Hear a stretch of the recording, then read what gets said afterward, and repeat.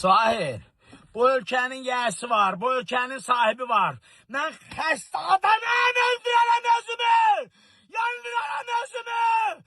Yandırarım özümü, Kur'an hakkı öldürərəm! Orada benim delim vardı! Öldürərəm balamın canı, öldürərəm özümü! Konkret deyirəm, xəstə adamım, beni buraya yığmayın!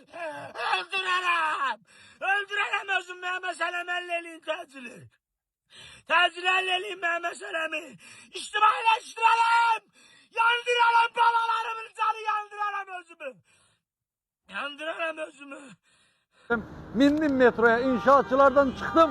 İndi restorana gedirəm, Express Lounge'a. 4 mərtəbə daha, maşallah olsun. 1, 2, 3, 4. Yüksək keyfiyyətli yeməklər və yüksək xidmət və sərfəli qiymət var ha burada. Bunu mühüm vurğulayım. Yiyib içməyə. Express Lounge'da 2 qalyanlığın kefələməyin. Qalyan belə olar.